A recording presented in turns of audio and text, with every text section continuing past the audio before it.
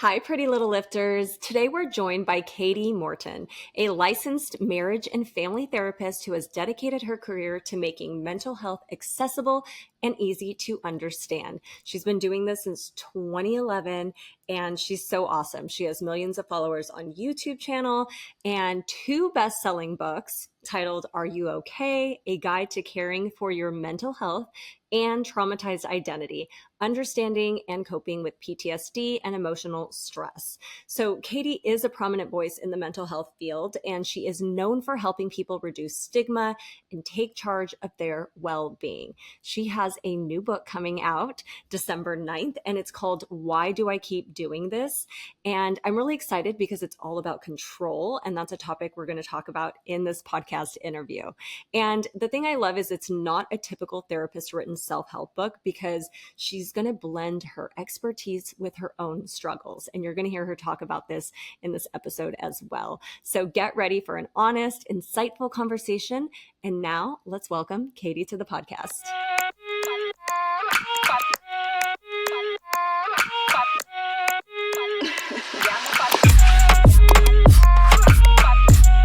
Welcome to the podcast, Kati.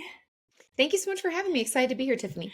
I'm so excited to have you. And I would love for you to just give a brief intro of who you are and what you are currently up to personally and professionally so people can get to know you. Yeah, so my name's Kati Morton. I'm a licensed marriage and family therapist. I've been creating educational mental health content online since 2011. So I'm definitely like OG YouTuber. You are an OG. That is OG. I don't give up, can't stop, won't stop. My passions really lie in just education. I love that you're a teacher. In general, I think it's like really empowering for people to have information and to be able to say like, oh, me too. Oh, there's a word for that. Or, oh my God, now I know what to ask my therapist or doctor or whatever. And I've just really been so fortunate to be online as long as I have. My community is just amazing. As far as professionally, I still creating content. I have a podcast, Ask Kati Anything, and my third book, Why Do I Keep Doing This, comes out December 9th. I'm so excited. And that's really what I'm focused on right now. It's a lot of work. And so it's a lot of promo and telling people about it. It's my most personal book, like I was telling you before we recorded. Yeah. Super excited about it. And personally, we're just looking to move back to LA. We were talking about that too. Yes. And so we're trying to figure out when and how quickly. Like, I'd like to be there yesterday, let's be honest. I love Los Angeles. And yeah, just trying to get back up to the mountains. We're huge fans of Mammoth and going snowboarding, and they got their first dusting of snow and I could feel that pull. So yeah, just excited to be here. I love that. That's so awesome. And I'm so excited to chat a little bit more about your book and stuff. But so as a teacher, I love to make my students, like, I want to make sure that they're aware of like different careers that could be accessible to them. So I would love to know, because you're my first marriage and family therapist person that I've had on the podcast. And so how did you get into this career? And what made you decide this is something that you wanted to get into? And why is therapy so important for someone who's never tried it before? And why could they possibly be open to giving it a shot?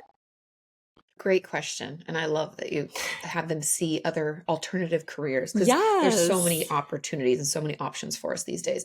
So as far as becoming a marriage and family therapist, whenever I tell people that, they think that I only see couples and families. Yeah.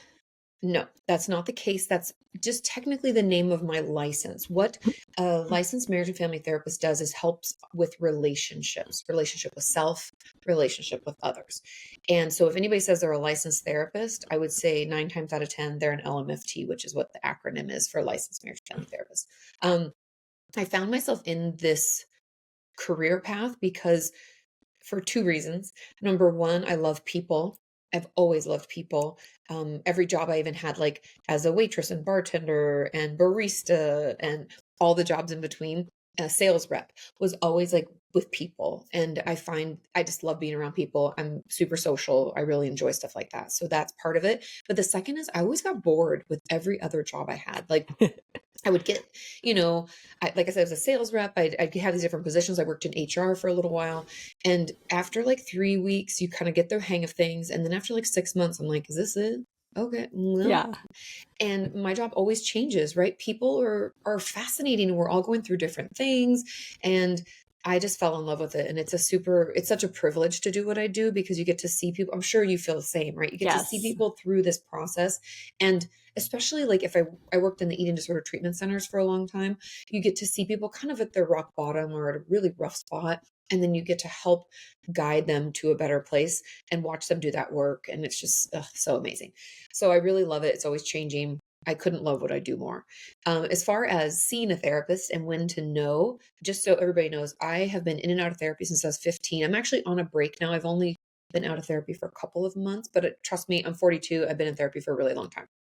And I love therapy, and I honestly believe we all can benefit no matter what.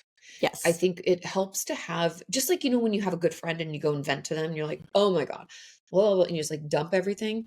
Imagine having that, but from not just a friend, just going along and be like, yeah, yeah, yeah. Oh my God, I can't believe it. You have someone who's taking all the information in and then challenging you to act in a way that's better for what your ultimate goals are. It's almost Yeah. like you have trainers at the gym. I feel like therapists I see in my personal life as like they're kind of like my trainer for my life. Like, how am I improving? And so if anybody's ever questioning it, I encourage you start as soon as you can. I'm so grateful my mom got me in when I was 15. She's just a huge supporter of therapy and probably part of the reason why I am a therapist, because then I saw that career path. I could do this. Um, yeah, and so if you're thinking about it, go. Don't wait till you feel at your worst. I mean, still then go if you are feeling terrible. But yeah, I just really think it's helpful to get another perspective. Yeah, no, I think that's so awesome. And I love that in 2025, we are in a place where there is less stigma about like seeking therapy. I know for some people and for some cultures, and depending on where you live, like it's still there, depending on like also like what generation you're from. But like that is amazing that your mom started allowing you to access therapy at like 15. That is so awesome. And I see that in some of my students, like some of their parents have them in therapy. And I'm like, that is so great because I can see them building these skills, and see it kind of being put into action. Well, totally. Especially think of like the toughest times in our lives. For me, it was like teenage years were Yep. the really, I mean, we have different waves, right? Life changes and Yeah. there's tough times along the way, but it's really difficult because puberty, liking a boy or girl, or having a crush on somebody and not sure if, and you want to fit in so badly. There's just a lot of like adjustment at that time. And I think it was an incredibly helpful space and time for me to get some like sage advice Yeah. on what I'm doing. And I remember one phrase my first therapist, I can't even remember her name, but I remember what she said. She had told me, I was like, I had a crush on this guy and like we dated and he just wasn't a good guy. Let's just be honest. Call it what it is. And she was like, I don't understand why you keep chewing this like old bone when like the future could have a steak waiting for you and you're just here just like chewing this old bone. And I was like, I love that. I mean, like I think I was like 16 at the time. Like 16-year-old me is like she was right, Yeah. like there's no meat left on this. Like he's not there for you. He's completely unavailable. Like why are you, and I mean, I was so young, but at the time you think you're not. You think you know Yes. everything You and think you're so grown. so grown. So I'm always super grateful to that process and getting that support when I needed it. It was also like Yeah. my first depressive episode, which I want everybody to like know that that's totally normal. Like we all go through these ups and downs. Yep. And it was just great to get that support and that guidance. Yeah.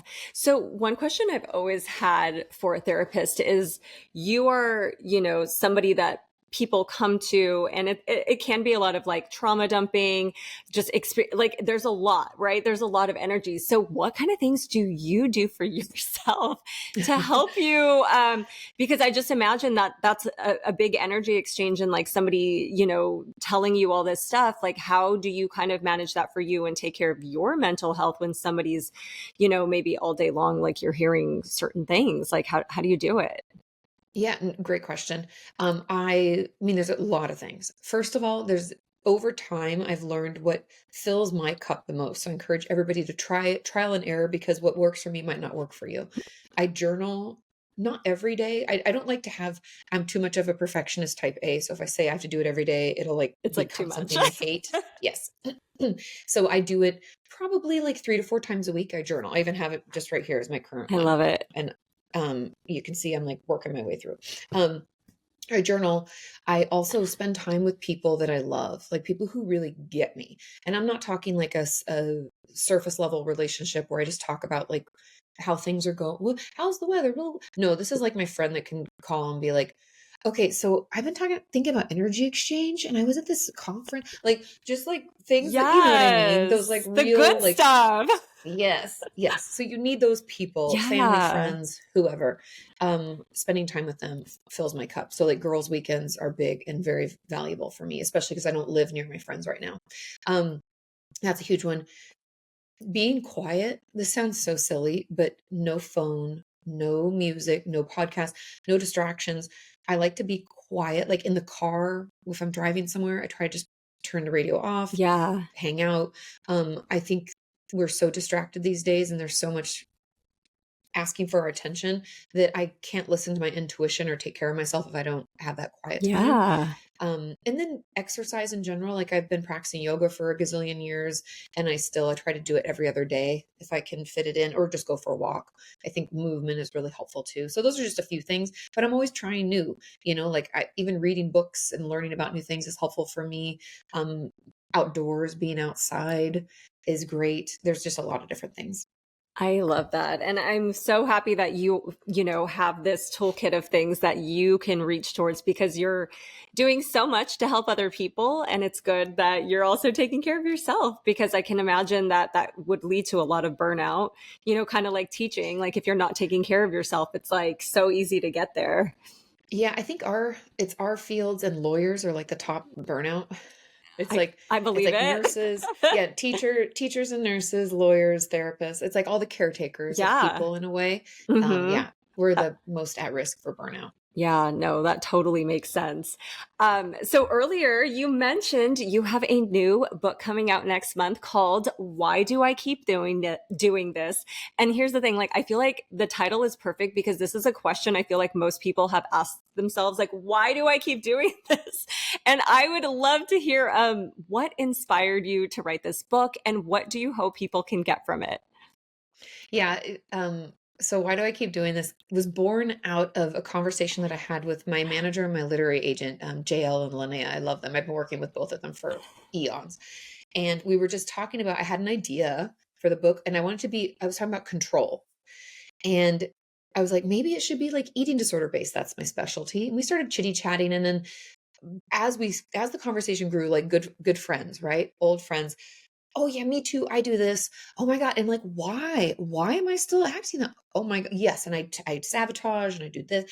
Anyway, the conversation the energy built, and we were all excited about it. And like, yes, yes, yes. Oh my God. Me too. Me too.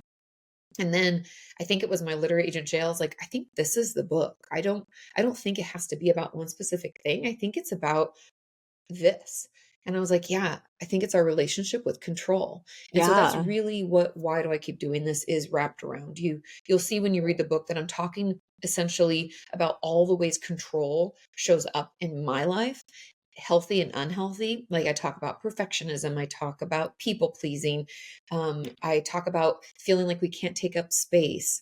I talk about anger and strong emotions, how we feel like we need to control them.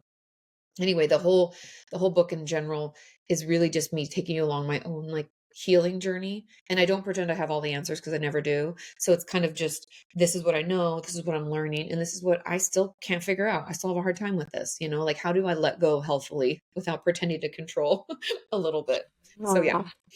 Aw. Um, yeah, control is a hard one. So I'm really excited. I can't wait to read it next month. And I think topics like this that it's funny. It's almost like the most simple topics are the ones that we need the most instead of like these grand big ideas. It's just like something like I also am a control person. And that is something that like I have, worked through and I totally get it. And it's interesting because I feel like as I've matured and grown, one of the biggest things I had to shift in my thinking was realizing like what was in the circle of my control and like what wasn't. And it's still a challenge for me as someone who likes things a specific way. And I've worked on it in therapy. And I know you've kind of talked about this before, but like the control trap and how does trying to control your life backfire for people? Is that something you touch on or is that?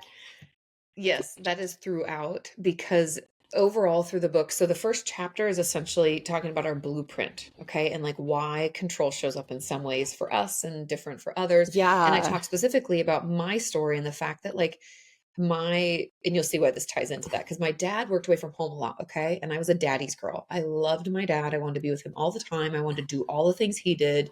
Very much a tomboy because of that. Like I hunted and I fished, did all the things. I grew up in rural Washington State, by the way. So, um, when he would go away for work because he was contracted and he would be gone for like a month, I thought in my little kid brain, I was like, maybe if I'm just better, like I'm better at sports, I'm better at school, Oh, then dad will come home more often. Then he'll actually be able to come to my game, my play, my choir, whatever, right? He'll be there for the thing. yeah. And even though adult me can look back and be like, that doesn't make any sense, Katie. Like, of course, you had nothing to do with his work schedule. But little me didn't understand. And so from a very young age, I tried to like do everything I could to get more time with my dad. And that meant trying to control everything. And I talk about again how that shows up and the realizations that I've had over my life that you legitimately can't control anybody else. There's no way Yes. that I can act that makes you do anything. Like passive aggressive behavior, not healthy. They can't read your mind. They don't know. I talk about that and like how I do that. It's Yeah. not the best. And we all have those things, right? Yep. And so essentially it's this understanding that within my locus of control, or like I talk about this, like what you have within your control is only myself. And I can't use that control to control someone else, if that makes sense. Yeah. It's like that's what I've tried to do a lot in my life. And only, I mean, like I said, I'm 42. So only in the last maybe 5 years, if I'm being totally honest, have I been actually able to more than 50% of the time not try to control someone else and not Yeah. be manipulative. Like people pleasing, I talk about as a whole chapter, isn't really about pleasing someone else, it's about assuaging my discomfort with conflict. So I try to control someone else. I try to make you happy. I can't make you happy. Only Yeah. you can do that. And so, yes, throughout the entire book, I talk about how do we navigate this? How do we stop trying to control other people or situations? And the sooner we can recognize that we don't have control and let go of that, like false belief, the better we'll feel, right? Because it's so dysregulating. Oh, 100%. Yes. Like I feel like for me personally, like I mentioned, like it has been a game changer to like finally understand like I can't control everything. You can, especially if you're a recovering perfectionist and people pleaser, like it's a very hard thing. So it has really provided some like freedom and mental space, like knowing that like this is not in your control, Tiffany. Like you can chill, like it's fine.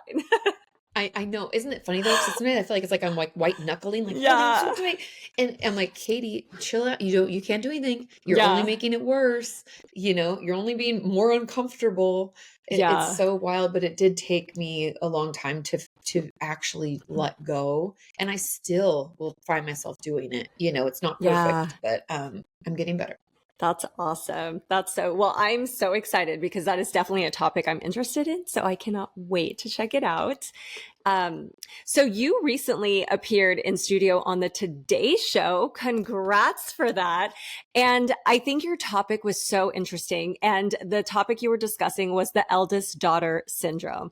And this was a conversation that went on to be featured in like Vogue USA and Vogue Paris. So congrats for that. And here's the thing. I've seen that phrase all over social media. And I remember when I first saw it, I locked in because I was like, I'm an eldest daughter.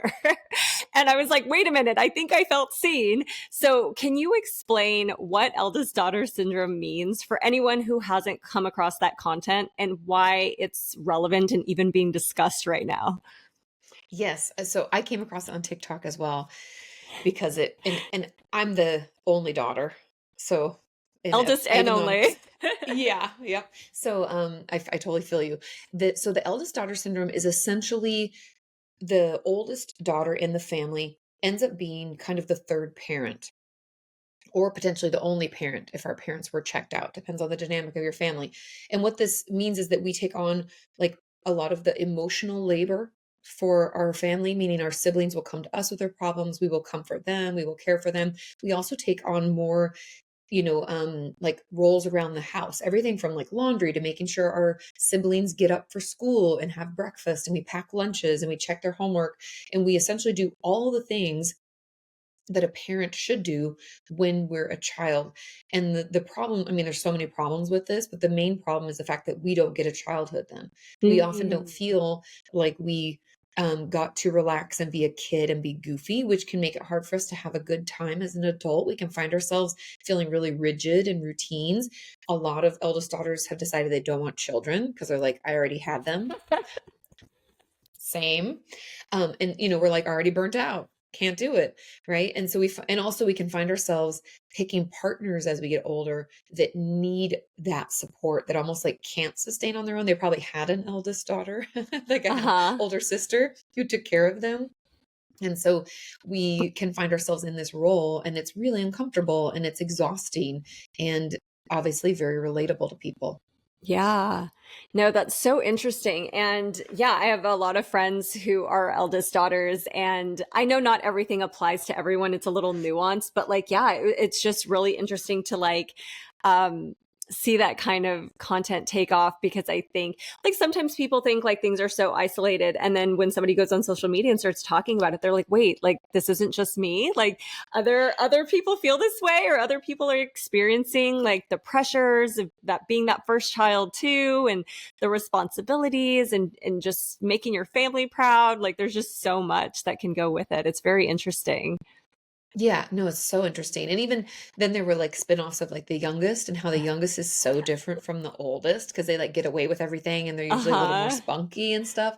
And I think, I mean, we do know through psychological research, if anyone wants to do a deep dive, there's a lot of supporting research about birth order and what that Hmm. does to our personality and our development. And being like the first boy, the first girl also Yeah. has, a big role in that. And even though I know we think like, oh, society is different and we've moved on and we're not so traditional anymore, there's still a ton of the like woman takes care of the home type of thing. And women are, Hmm. the mothering types, the ones that take care of children. And that definitely has trickled down into daughters a lot. Yeah, that's so interesting. That's so fun that you had that opportunity. I know it was such a cool, like, for anybody who doesn't know, and I'm sure the other people's experiences are different, but they legitimately, the Today Show called like the day before. And we're like, "Hey, how soon can you get to the airport?"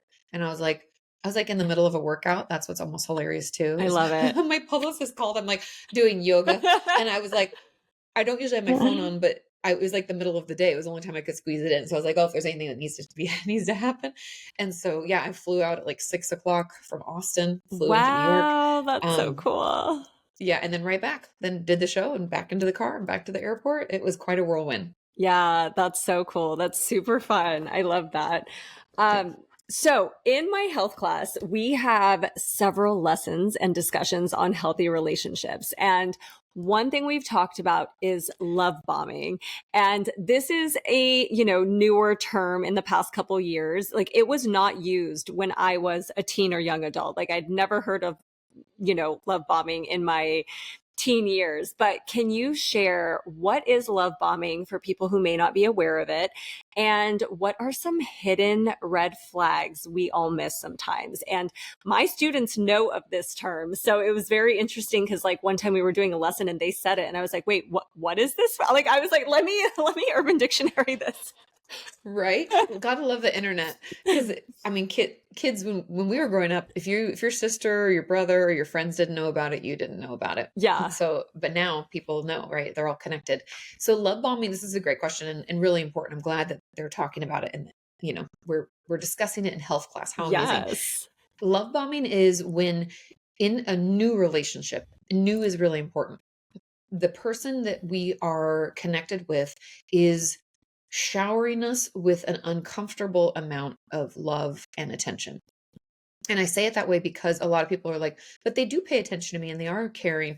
No, this is like, it's hard for you to believe it at first. It feels a little intense, but we love it, right? Who doesn't love to be admired and be told that everything you're doing is amazing and they want to spend all their time with you?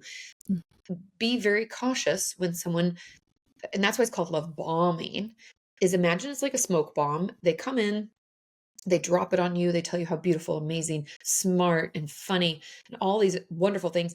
You can't even see straight. It's so foggy. You can't see which way to go, what's really happening. And they want to make big plans quick. So they usually start with like, I mean, it depends on your age and the amount of money that you have, but they're planning out for, so we're in, November, December, let's say they're planning out for next summer. Next summer, I want to do this thing. And wow. And you say, I've always wanted to go to Paris. And they're like, I'll take you. And they're just making all these promises and plans. And if you're older, they'll want to like buy you extravagant gifts and take you places that are super expensive. And it all in an effort. So all of this love and this attention and this excitement is done so that you start feeling attached to them and are much easier to manipulate.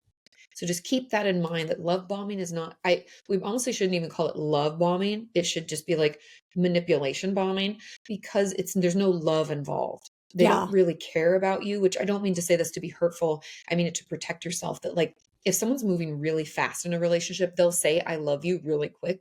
They'll want to like move in or make these plans or even physically move very fast. It's done not because of care. It's done because then they want to be able to get you to say and do whatever they want. It's a tactic a lot of narcissists use early on in a relationship. And it can also happen after we've been abused in some way, emotionally, physically, whatever, sexually. And so then they'll try to love bomb again to kind of quote unquote make up for the harm. Yeah, that is so wild. It's so interesting that there is a term for it. But in a way, I'm happy that there is, because I feel like it's putting it, especially on teens, like on their radar. And they can kind of call it out too. Like I think I like heard some students overheard talking about a movie or something. And they're like, oh my gosh, that character was totally love bombing her. And then he disappeared, or then he like ghosted her. And I was just like, what? I love that they're aware though, because that happens, Yeah. right? And Yeah. people will do that to get something from us, right? Manipulation doesn't have to be this long-term goal. It could be like, oh, if you're in a career path that I want to get contact with this person so then I can move up the ladder. Or it could Yeah. be like, I want to get dirt on this person and they know them, right? There could be a zillion different reasons that they want to manipulate us. And it's just best to be aware that if someone is saying so many nice things and it feels a little intense, it's best to kind of back away. Yeah. You know, we can Yeah. say, oh, thank you. Like people can give compliments, but if it just feels like they're moving really quick and they're like, it's just a little too intense, trust your gut, back away. Don't be available as often, and they'll move. If it's true love bombing, if you do not give in to it, they'll move on. If they Yeah. actually care, they'll stick around.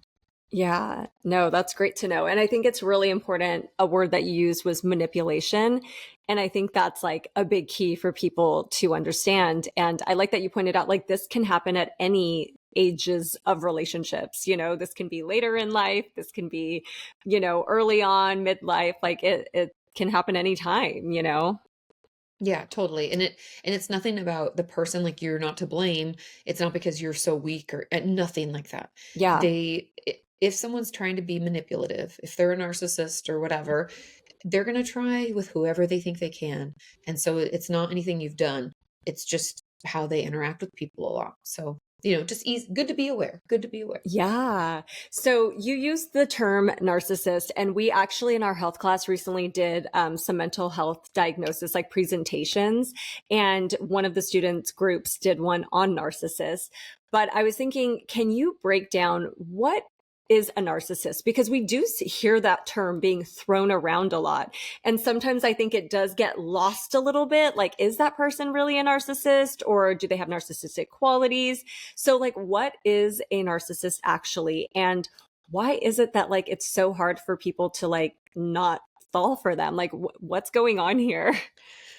Great question. And yes, the term is thrown around a lot. And I would say that most of the time people aren't true narcissists, but they have some symptoms or some tendencies. Now, a narcissist in general, I feel like it's important to start with like who they are and why they act the way they act. So, narcissism in general is born out of trauma. Not 100% of the time, but I would argue like it's got to be in the 90s, like 95% or more.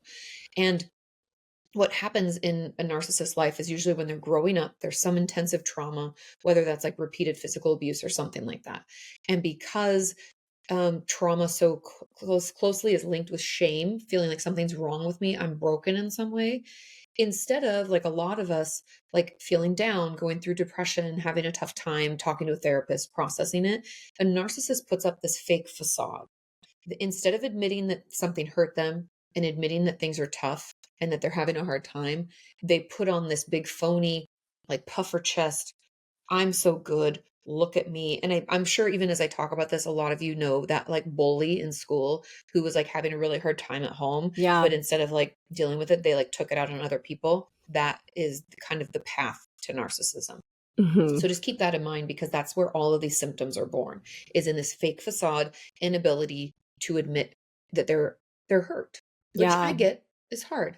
I mean, I don't have a problem admitting I'm hurt, but I think in general being vulnerable is difficult, right? So, because of that, a narcissist will do a bunch of different things. I'm going to talk about a lot of the symptoms they have. Number one, and the one we hear most commonly, is that they have a really elevated sense of self. So, like, they're never going to admit that they don't know how to do something, or that they weren't the best. You know, they'll always be like, I'm the best. This is the best. Everything's the best. And we can see that, especially in like celebrities, politicians, they tend to talk like that a lot.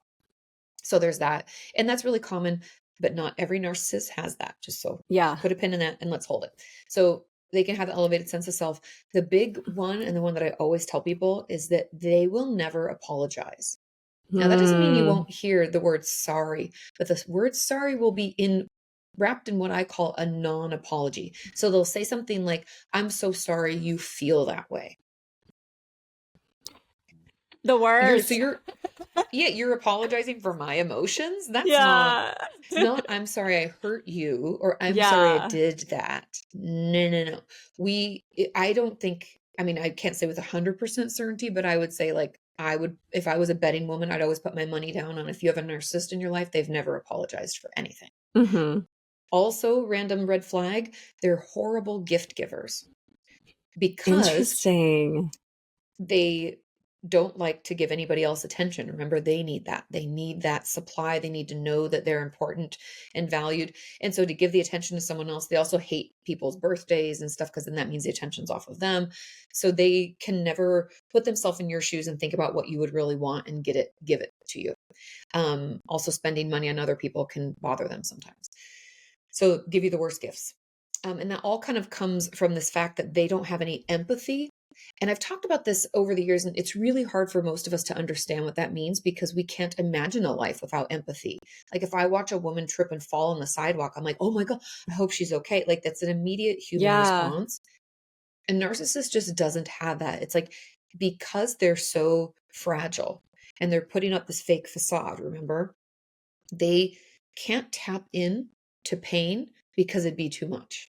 Like, a lot of times narcissists will say things like, oh, I don't know if they'd even admit this, to be honest, but it's almost the thought that, like, if they do that, they'll come unraveled. Like, the facade will drop, their real self will be there. And what if someone doesn't appreciate that or doesn't care for them, right? It could be really painful. So empathy, impossible. And then the last little bit, and I kind of touched on it, and I'll just kind of wrap it up here. There are other bits to it, but these are the most important, is this need for supply. And essentially, supply is attention in any form. So a lot of times kids, especially, who don't even care that they're the class clown and that they're like getting negative attention is attention. And narcissists feed off of it. And if someone stops paying them attention because they've probably been nasty to them at some point or another, they'll find someone else. They'll try to go, get the supply from somewhere else. And like I said, there's a ton of other things we could talk about, but I feel like those are the most common. And in order to get that supply, a lot of times they'll love bomb too, because that's how you get people. If you told someone they're so great, then they start to say it back to you. Ooh, that feels good, right? Don't we want that? And yeah, like, there's, again, also gaslighting could be a part of it, where they try to make you question your own reality, telling you the way that you remembered it isn't true. This happens a lot if we have a narcissistic parent, because children will say things like, but mom, you said that, it was so hurtful, and I can't believe you did that. And she's like, what are you talking about? I would never say that to you. That's not what happened. And then they'll have like an alternate reality. They like rewrite the story with a totally different outcome. And you're left wondering, like, am I losing my mind? I swear that's what happened. And it can be really confusing. Yeah, it's just so interesting because, as I mentioned, I think it is like a diagnosis that gets thrown out a lot.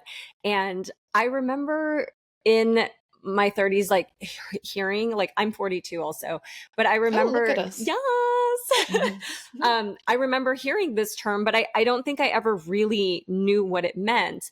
And I had gotten out of this long-term relationship, and somebody had kind of mentioned it to me based on like the things I was sharing about why I left this relationship.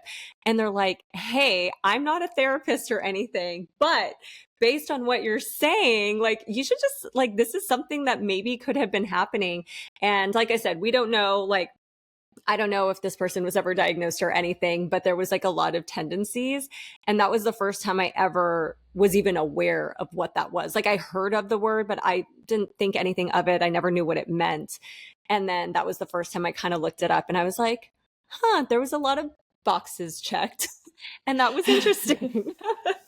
Yeah, well, a lot of times we don't know. In our generation, we didn't talk about this, Yeah. right? It's kind Yeah. of a new thing. A great book, a colleague of mine, a good friend of mine in the YouTube space, Dr. Romani wrote It's Not You. And it's all about healing from narcissism. That's like her specialty. And it's just so Interesting. fascinating because we don't realize it when we're in it, Yeah. right? And it starts off so good. So Yeah. we remember those good times, and it can just be a total like mind warp. We can feel totally lost. We don't really, we Yeah. also feel really bad about ourselves, which makes it hard to leave. So I don't want anyone out there who thinks they might be in this relationship to be like, what's wrong with me? Why am I still, why can't I just get out of this? Because they make you feel bad about yourself. Yes. They usually isolate you too. Like narcissists will often like trash talk your friends. I can't believe you see them, or I can't believe you talk to her. She's so terrible. She's such a loser. They try to make it so you don't have anybody around you. So you're, again, easier to manipulate. Yeah. No, it makes sense. But I'm glad more people are like having these conversations about love bombing and narcissists and control, because I think it's so important. It's, something that people come across. And if one person has this information and can help a friend out, if they hear something like, hey, this sounds like a red flag, like maybe you should talk to someone or go see a therapist or like reevaluate this relationship or situation, I think it's great. I think it's so awesome. Me too. Because the more we know, the Yeah. more you know, The more we know. Yes. So I have one final question that I ask all of my lovely guests, and it is, what advice would you share with your teenage self and teens today? There's so much. I've been thinking about this since I got the question the other day. I think the biggest one for me, what I would want to tell teen me, is that it's okay to be different. You don't have to fit in. As you get older, you actually really love the things that make you kind of different and like the Yes. weirdo. And I think, unfortunately, I spent so much of my teen years just trying to fit in and trying to be cool. I remember wearing, like, I don't have big boobs and I wear like a padded bra, and I was Yes. so embarrassed. And like, it's just almost comical now because I'm like, Yeah. thank God I don't have big boobs. That's my friends who have them is super uncomfortable and like terrible. And like, anyway, I know that's a silly example, but to any teen out there who's feeling that they're a little bit different, I hope that you know that that's what makes you special, and those are your superpowers, Yes. and the sooner we can embrace our weirdness, the better. Yeah, no, I think that's so awesome. And it's funny that you mentioned that, because the other day I had a moment when I was on the school campus, and I'm just seeing, I work at an all girls school. So I was just seeing hundreds of girls just with their groups interacting. And I was like, how cool that everyone's so different. Like, and it was just like, I was just had this moment where I was like, it would be so boring if they were all the same. Like, it would be so boring. Yes, we're supposed to be different. That's what makes the world beautiful. And it's like that. I don't know if you've seen this online, but people are talking about like, why do all the people on TV and in movies look the same? Like, Yes, I've we have no seen that. face diversity. Yep. And it's true. We all know the look. I don't even have to tell you. You I know know what that exactly what is. you're talking about. And I'm like, no, we need people with tiny noses, big noses, ears that stick out, ears that Yes. tuck back, big lips, big cheeks, little cheeks, round faces, square faces. We need all of it because that's what makes you beautiful. That's what makes us Yeah. unique. And we need to celebrate that more. And I think we are, because people are like, why does everybody look the same? We are Yeah. swinging back. So, big butt, little butt, big boobs, no boobs, Yep. small, big, whatever, embrace it, because it's what makes you, you. And that's a wonderful thing. Yes, I absolutely love that. Snaps for that, for sure.